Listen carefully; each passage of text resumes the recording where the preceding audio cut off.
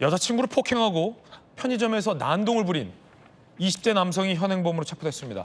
요즘 왜 이렇게 교제폭력, 데이트폭력 혹은 스토킹 살해 같은 이 전 연인 혹은 현 연인에 대한 강력범죄들이 많아지는지 모르겠습니다. 술에 취해 당시 기억이 안 난다 이렇게 주장하고 있지만 CCTV에 고스란히 녹화가 돼 있었습니다. 이서영 기자가 그 CCTV를 입수했습니다. 단독 보도입니다. 편의점 앞으로 걸어가는 젊은 남성. 소리를 지르며 진열된 물건들을 바닥에 내동댕이 칩니다. 경찰이 출동하자 허공을 향해 주먹을 휘두르고 경찰관과 밀고 밀리며 몸싸움도 벌입니다. 결국 경찰관 3명이 투입돼 뒷수갑을 채워 연행합니다. 편의점에서 난동을 부린 남성이 체포된 건 지난 28일 오전 0시 30분쯤. 편의점 옆에는 당시 남성이 내던진 캔맥주가 이렇게 뚜껑이 파손된 채 남아 있습니다. 이거 던지고 그다음에 가서 양주병지 그걸로 저 냉장고 집어 던져가지고 저거 부서지고 와인 다 바닥에다가 던져가지고 다 깨고. 남성은 난동에 앞서 근처 공원에서 여자친구를 수차례 폭행한 혐의도 받고 있습니다. 20대 남성은 술에 취해 기억이 잘 안 난다고 진술한 걸로 전해졌습니다. 경찰은 상해와 재물 손괴 혐의로 남성을 입건했습니다. 채널A 뉴스 이서영입니다. 방금 보신 이 사건 그리고 최근 잇따라 발생하고 있는 스토킹 살해 사건까지 돌직구 강력반에서 분석해 보겠습니다. 오늘도 돌직구 강력반장 범죄 프로파일러 배상훈 반장님 나오셨습니다. 어서 오세요. 안녕하세요. 첫 번째 사건은 저희 채널A가 단독 취재한 방금 그 사건입니다. 이 사건의 단서부터 보시죠. 편의점에서 난동을 부렸고 난동 부리기 전엔 공원에서 여자친구를 폭행했다고 합니다.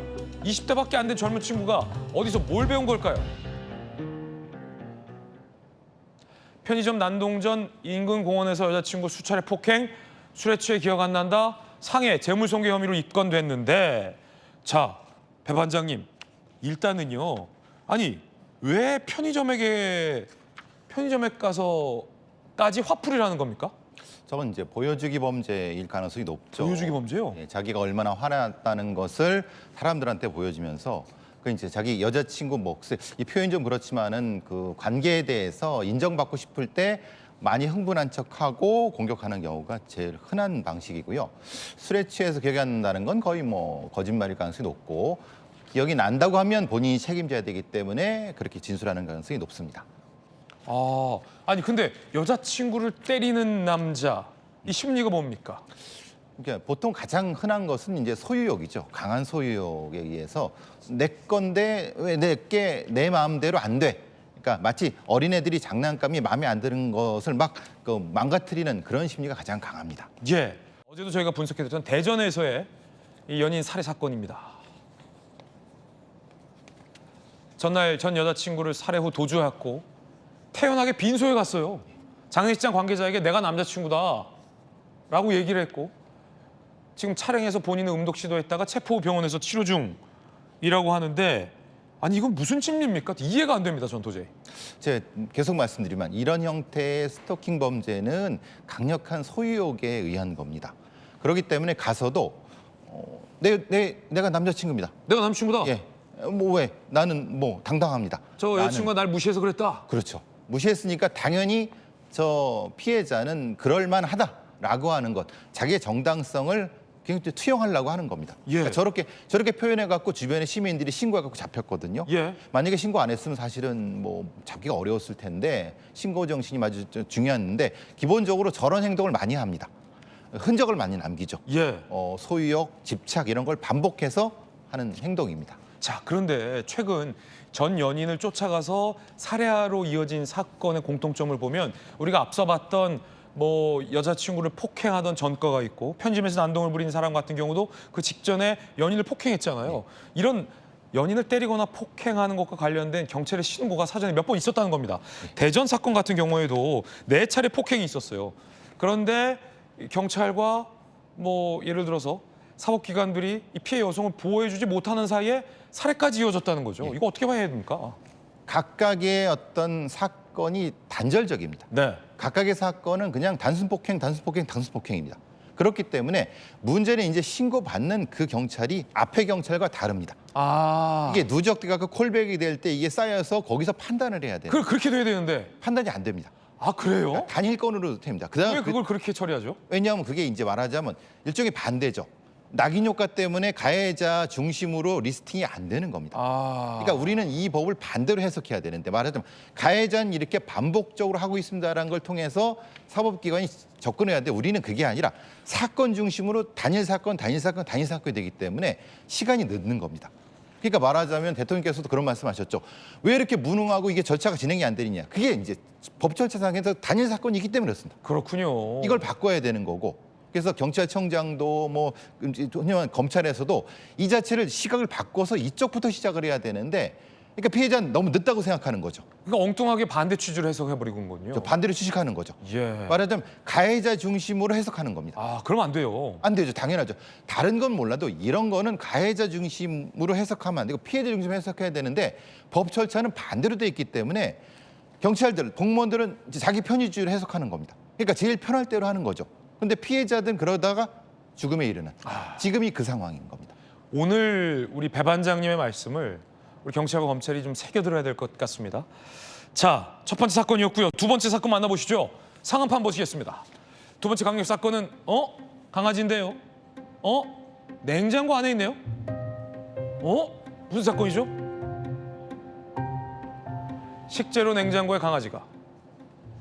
동물 단체에서는 문제 삼았어요.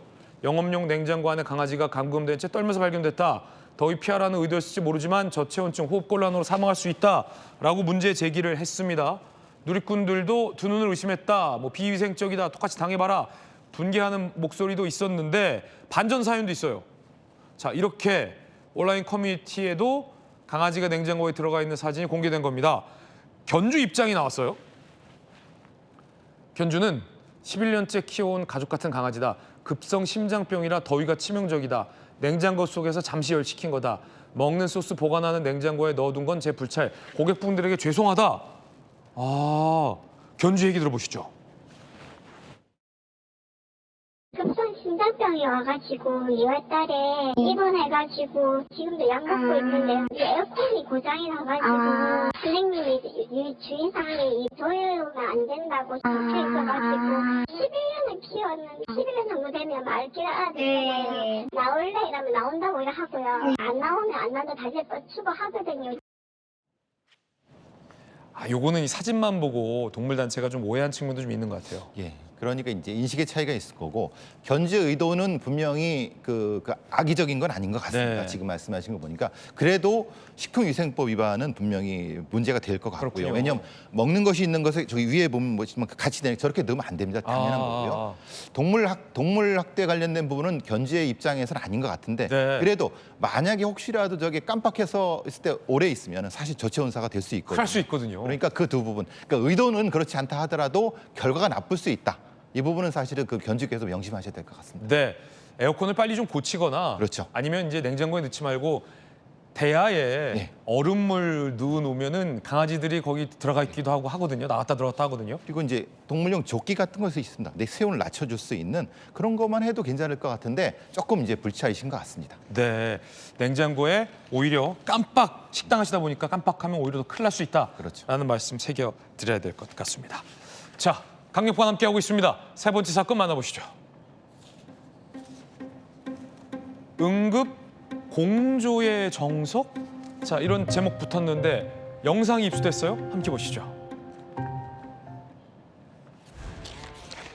지난 29일 부천 5개월 여아를 서울 소재 병원으로 긴급 이송해야 할 상황이었습니다.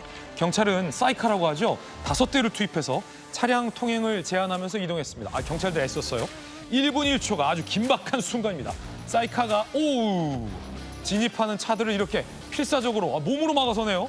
그 덕에 1시간 20분 거리를 무려 35분 만에 주파할 수 있었다고 합니다.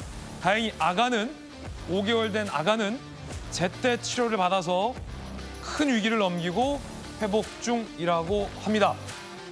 이게 호흡곤란이 왔다고 하는데 배 반장님, 아이 키워봐서 다 알지만 어릴 때 갓난아기들은 이게 1분 1초가 응급한 응급 상황이 올 수 있거든요.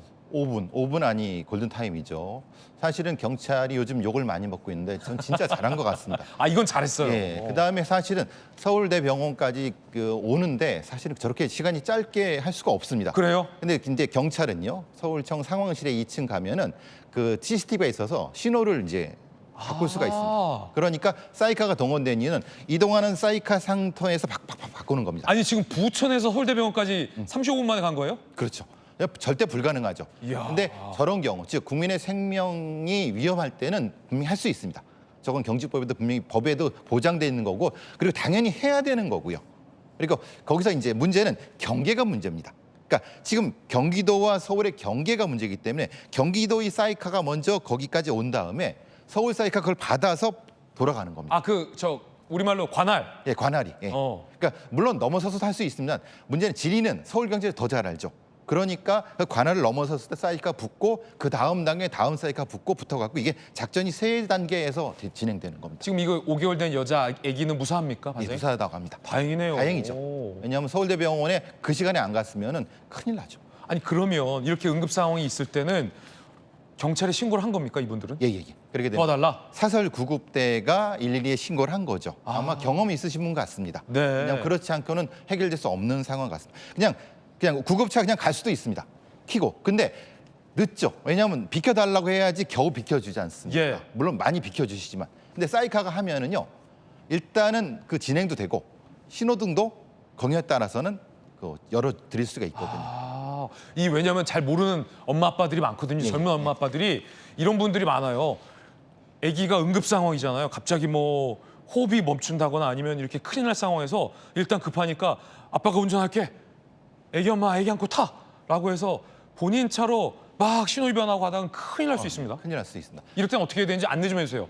먼저 112에 신고를 하십시오. 네. 그럼 112에서 119가 공조가 들어갈 수 있고요. 아, 그래요? 거기 판단에 따라서 어느 병원이라든 이런 곳을 도움을 받을 수가 있습니다. 그러니까 스스로 판단해서 뭐 가장 눈에 보이는 병원인 발로 가시면 됩니다.